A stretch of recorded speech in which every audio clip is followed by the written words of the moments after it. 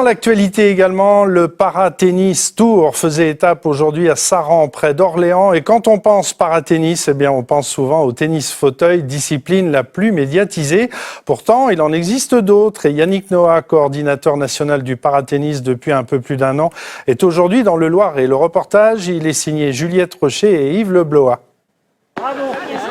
Apprendre à maîtriser les rebonds avant de prendre une raquette.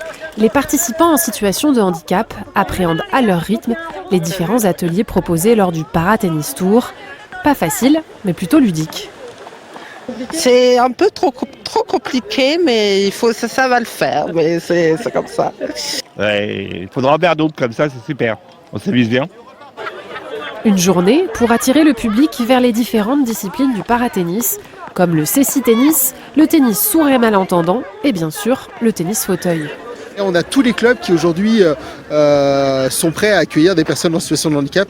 Donc on a souvent des clubs qui, moi, en tant que responsable régional, m'appellent en me disant voilà, si tu as des personnes en situation de handicap qui veulent venir, nous on est prêts à accueillir, il n'y a pas de souci.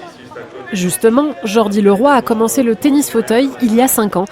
Il est déjà 11e au classement national et rêve de participer aux JO de Los Angeles. Quand j'ai eu l'autorisation des médecins après mon accident de reprendre le sport, j'ai fait un peu comme tout le monde, je suis rentré chez moi, j'ai tapé sur internet sport adapté autour de chez moi et puis il y avait le CJF tennis à Fleury-les-Aubrais. Donc je suis venu essayer puis ça a été vraiment un coup de cœur avec ce sport quasiment instantané. À peine j'avais fini que j'avais déjà envie de revenir. Quand le parrain de l'opération arrive pour taper quelques balles, le public est forcément conquis. Voilà, le sport c'est une thérapie.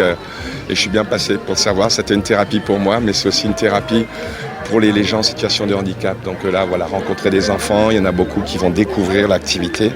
Et c'est ça un peu le but, faire découvrir l'activité à tous ces mômes, et puis les plus âgés aussi. Voilà, et s'éclater au tennis, on aime ça, c'est notre ADN. Tu te lances la raquette vers moi, t'es prêt ? Allez.